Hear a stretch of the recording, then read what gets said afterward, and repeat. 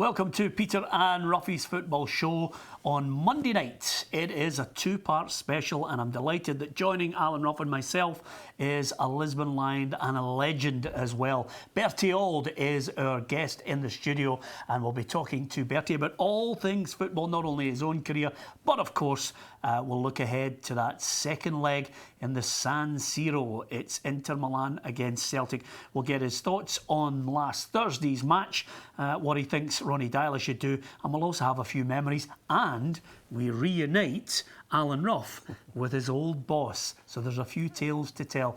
Bertie, welcome to the programme. We're delighted to have you. Of course, Thursday night, the place was rocking, and 6 goals. I mean, it was just full of excitement. Tremendous. It brought back way back in the 60s. Celtic Park's like that because they're so a passionate crowd, you know what I mean? And to have it must have been about 65,000 there. It was strange to me as a player walking out from the tunnel onto the park to play the game. It was just something that came natural to you during your career. But it's been a long time since I've walked on the track in front of 65,000, and I promise you, the hairs in the back of my neck and my shoulders. And by the way, I've got a hairy chest, I know, so you can picture it was uncomfortable. And the funny thing is, well, what amazed me last Thursday was the fact that you didn't feel the need then to maybe burst into a wee Sammy Davis number or a Frank Sinatra when you had the crowd there, literally in the palm of your hand. I know, but I'll tell you, I was thinking about it. No, but I'd have gave them the usual walk along, you know, because I remember it for the 67, the tunnel and such, but that was like an echo chamber. Yeah. But what an orchestra that was we had last night. How could you sing or out-sing them? No way. Yeah. Can I ask you a question? And it's always something that it was sticking in my head from many years. Well, was nits, Peter? No. No, over and above that, when I used a well-known shampoo to get rid of them, one of the things that was sticking in my head was, what influenced you? What came into your mind in 1967 to suddenly think, I think I'm going to sing the Celtic song in the tunnel next to Inter Milan? Well, I didn't. That was something I wasn't really thinking about doing. But what it was the referee had stopped us, and the camera people were up at the top, and we were hesitant maybe for 2 or 3 minutes. And they were all immaculate, Peter. You wouldn't have seen their teeth, honestly. Yeah. I think Jim Were you Craig, that close? Well, I didn't kiss him or anything like that. Oh, no. But what I was going to say, Jim Craig looked as if he was busy, but I think he had the guns in that. And as you can appreciate, as you're looking across and you're saying, hey, come here, is this Hollywood? And such like. And then I'm looking back at wee Jinky, and he had his teeth in his hat, and running or him, you know what I mean? But then I says to myself, this is an occasion where they're holding the gauntlet, and I says, I wonder if they can sing. I know we'll beat them because we're better players than them, but can they sing? And that's when I burst into the song. But you see, that was something we did, and football clubs do, and the bus going to games and such like. So it wasn't something strange for us to do. I was just the most fortunate guy that just started to sing. Yeah. Hail, hail, you know what I mean? Yeah, and did you feel it unnerved them? Well, let me put it this way. I don't think it unnerved them, but it changed their colour. Yeah, absolutely. I mean, Ruffy, if you think about it, I mean, you know, when you're in a tunnel, you've played Wembley, Scotland, England. It's a big occasion. It's a European Cup final. Suddenly, you start to get it. I mean, I think, and they probably have taken a leaf out of your book, Bertie, but I think Kenny Dalglish mentioned that Liverpool, when they were in the tunnel, suddenly they started singing Chris Rea, I don't know what it is, but I love it, because it was their favourite song, and suddenly their opposition started to get a little unnerved because the Liverpool players were singing. Yeah, I think a lot of people don't realise that standing in the tunnel is just as important as going out onto the game. The things that are going through your mind, and everybody's standing there, obviously they're not talking to you, you're not talking to them. And it is quite a tense moment because everything's going through your head, how the game's going to go and everything. And a light-hearted moment like that would just relax everybody, but obviously it would confuse them, you know, what's happening here. And I think it's a great move. Ruffy, honestly, you played at Celtic Park and you know what the situation and the atmosphere is and such like. In our day, when we were playing at Celtic Park, the boss Jock started it. And what he would do in the dressing room, he would say, here, listen, come here, go out there and play. First and foremost, you have the ability, you wouldn't be at Celtic Park, entertain. So all this is going on, and we're wearing the hoops, Peter. The jersey started to get tighter and tighter. Here's your gaffer turning and saying, you have the ability, entertain. You're going out here, this support is paying, working hard all week to pay good money to see you, entertain. So that's in the dressing room. But as he opens the door to let you out, just before, as you know, Ruffy, you get a wee chance to get a handle in the ball, and we get a chance to shoot and get loosen up and such like. As we're coming out of the dressing room, going towards the tunnel, all of a sudden the opposition's there, and Jock shouting, entertain. This support's paid good money to see you have ability, entertain. So you could see them turn around because he was, he was a massive person. Yeah. So that's what was through us, you know. I mean, I think he could have been Prime Minister if he wanted it. I only wish he would be there now because we'd still earning a few quid, you know. That's just great, isn't it, Ruffy? We're getting politics thrown in there, we're getting history, it's all there, and we'll get his assessment. But as a Celtic player, you have to have politics. Yeah. You know, it's very important that you're a Celtic player. This is a football club, but I promise you, I signed when I was 16 years of age. This is a way of life, Peter. Celtic is a way of life, 24 hours a day. I used to criticise Mr. Kelly. I didn't criticise him to his face, but I used to say, oh, that's not true, because I loved going to the likes of Locarno on a Tuesday night and a Thursday night as a young teenager, because that's the thing you did. Yeah. And I loved it. Were you gutted though when you didn't win the dance-off final? I mean, I know you got to it twice, but you know Tommy Gemmell ended up beating you. He did, but I won it for kissing. Yeah.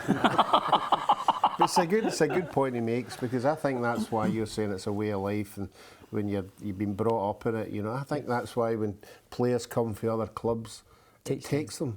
It just hits them. That's right. It doesn't matter what big club you're at. It just hits you because you've never experienced it before. Well, let me flip that on its head then, because you said you signed for Celtic when you were 16. 16, yes. Well, I can remember actually sitting in Jimmy Johnston's house.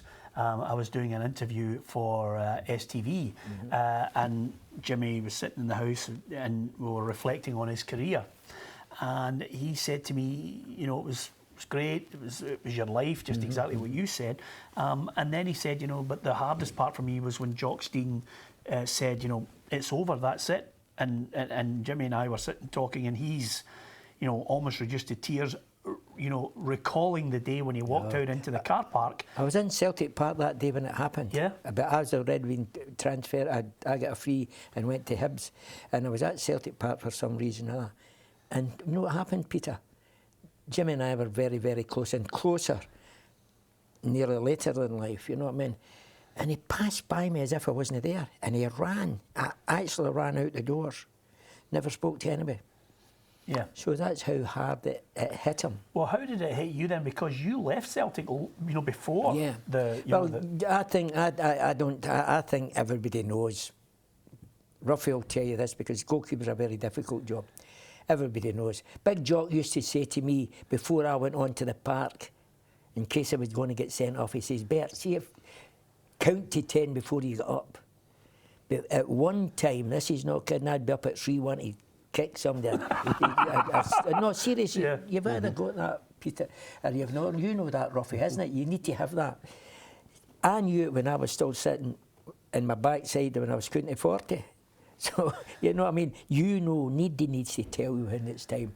And in the situation at Celtic Park, you cannot be greedy. You can't look and say, no, I could have done another season, I could have done that. I knew, because we trained with the Maccaris, the Wilsons, the Conleys, Yeah, the but Hayes. it was on about the first time around for you. You went to Birmingham. No, I went to Dumbarton first, and then I come back from Dumbarton, and then in '61 I went to Birmingham. Yeah. But you see, the thing is, I'll tell you what has actually happened. The day that Jock was manager of Dunfermline and beat us in the Wednesday, it was a replay in the Wednesday. Well, I played at Tynecastle that night in the Celtic reserves, and I scored 4 goals, right, in the reserves. And as I get in, Jimmy Gribben, a beautiful man, ex-miner, he was in charge of the reserves at that time. And he says, oh, the first team got beat. So you could picture it. It's your club. It's all your pals that you train with, you dine with, and such like. And I knew what like the dressing room would be there, so my head was down. Now hold on a second. See, before you tell us about your head being down, we'll have a quick break, and then we'll get back to find out how he felt leaving, coming back, and we'll chat about Celtic Lisbon and all that. And this two-part special is going to be special. Bertie Auld, alongside Alan Ruff and myself, Peter Martin. Join us after the break.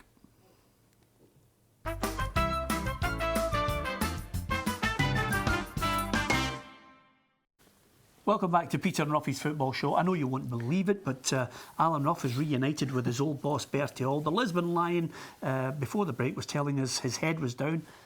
I can't believe it myself, but was your head down and you realising you were going to have to leave Celtic? Yeah, well, I'll tell you, the start of it all was maybe 2 years before that, when Bobby Collins was getting transferred to Everton. They had approached me, the club had approached me, Celtic had approached me and says, look, Everton has come in and made a bid for yourself and Bobby Collins. Well, at that time, a week before, I just met who is now my wife, Liz, at the Locarno. And I wasn't ready to go anywhere. I was quite happy at Celtic Park.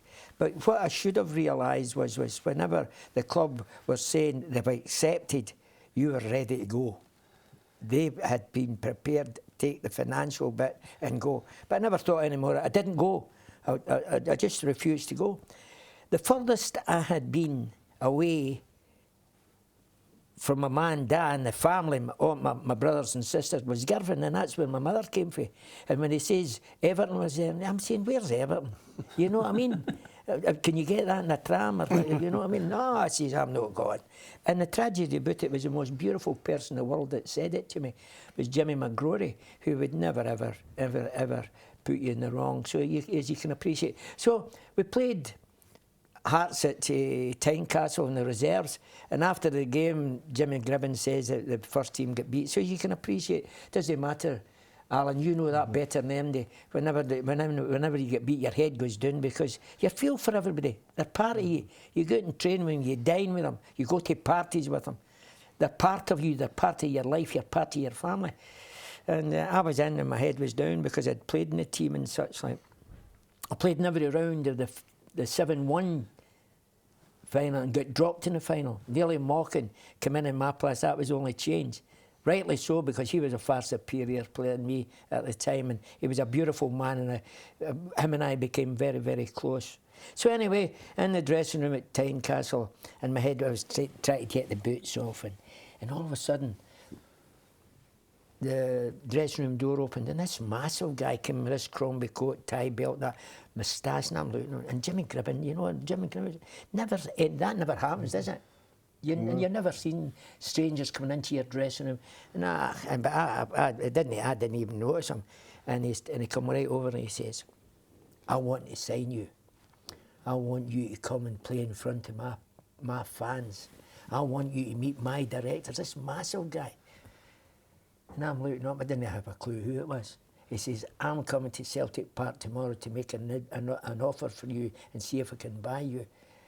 Never still didn't know it. So, as you can appreciate, I says, all right, okay, nothing. So when I got home, my mum and dad always waited up for us to see what kind of game it was and such. How did you play? Then stage, I says, well, this big guy come in. He says, who was it? I says, I haven't a clue. He says, but he's going to the park tomorrow to make an offer. My dad says, are you going? I says, what do you think? He says, I think you should go and listen to him. And who was it but Gil Merrick? And then 2 seconds later, the boss McGrory came in again. He says, we've accepted this. And it was, I couldn't have wished anything more than what I got at Birmingham. Because I'll tell you, you know better than them, because at Firhill we had great directors, and it was a kind of family club, wasn't it? Great Miller, Reid, well, it was, who do you call him? His dad that I met before, but Miller was in a director, and Jimmy Aiken and such like. And it was like that, Peter. Yeah. They made you feel at home, and every one of them says, my manager, when I met the director, the manager says that you'll entertain and you'll be part of it, and so we're desperate to have you now. And I felt wanted. Yeah. And there's nothing worse than you feel as if you're no part of. Because at the end of the day, we're all Joke Tamson's bairns. Yeah, you know what absolutely. I mean, I can totally relate to that. Ruffy needs to feel wanted in the team now. You know, it's a partnership, and he needs to feel wanted every day when he comes in here. You know, he needs to be made to feel special. You must have known that. I mean, his mind, you know, goes up, the confidence goes up, then it's but down. can I say this? I can remember when I took over at Firhill, and it was a pre-season and such like, and I worked man to man with Ruffy. You know what I mean? Because we had Alan, we had John Arrow. John Arrow, yeah. And we had the boy, what was his name? No, Gilmer, something like that. Who was it? Tom something like that. Tom Gourley. Gourley, you know, and we had 3 great keepers, you know what I mean? So during the first couple of games we had, I'd bring back Ruffy we were full time at the time, and I'd bring him back in the afternoon and I says, now look Ruffy, you need to do this, you need to do that. He says, okay. And then all of a sudden, I changed Ruffy to put a John Arlen, and John was coming out and kicking it, throwing it away. And I says to Ruffy, do you understand? He says, where am I going wrong, boss? I says, the net's not for stopping the ball. See, It's a right confidence booster. No, do you want me to tell you something? At one point there, I just looked and I could see him just reeling me in, and then bang, there it goes. Brilliant. But can I say something? All joking aside, you know, him and I, we had good times and bad times. We had our differences, you know. Yes. But the most He tells me regularly. I know I used to phone the missus and all, but that didn't influence me. And he was trying to get to the board, but he didn't. I wouldn't let them in the dressing room. But as you can appreciate, and looking back, I thought we were underachievers. Yeah. And this man, I must admit, and I've said to him a million times, and I never ever embarrass anyone, but he was a difference some seasons for us staying in the Premier League, because he was 7 to 10 points a season. Yeah. You Which know is what I mean? crucial. Yeah. He was. And without fear of contradiction, he was the best keeper in Scotland at the time and in England. Yeah. And I let him down, Peter, because I had an offer for Birmingham and I never accepted it. Yeah. Because I thought he was a better keeper and he would go to better clubs. You know, I should never have judged that. Yeah. And I should never have deprived him, which I never ever did. Yeah. Well, yeah. Because he owed me a few at me quid. now, look Yeah. what I'm He owed doing. me a few quid. If you'd have gone to Birmingham, we wouldn't be sitting here with me, Bertie. So you've done me a right, Tom, to be honest with you. Listen, we're going to talk about one specific thing, which, again, is 2 parts with Bertie Auld, and I think absolutely delighted to do this in the season. Get legends on and chat about great games, great people they've played with. But our special boot room guest, and we're going to talk Inter Milan, is, of course, the Lisbon Lion, Bertie Auld. The Boot Room, sponsored by Allen's Furniture Warehouse. I watched a programme where Sandro Mazzola said Inter Milan were surprised because you guys had energy and you were all technically gifted. Well, he's got it right to a certain degree, you know what I mean? But I think you can, and you must have seen it in your day at Firhill, because you had an awful lot of gifted players there. You made Dennis McQuaid, and we could go on and on. But it's all right having ability. Yeah. Have the gift of ability. But you must believe, and you must have the will to win. And that's something that's in the dressing room. And I think that's the difference. I promise you, I went down south to Birmingham and I saw this magnificent player in my first week training with him, an outside left, and I was an outside left, and this laddie was turning the ball and setting the ball and scissor kicking and hitting it with swerving and everything.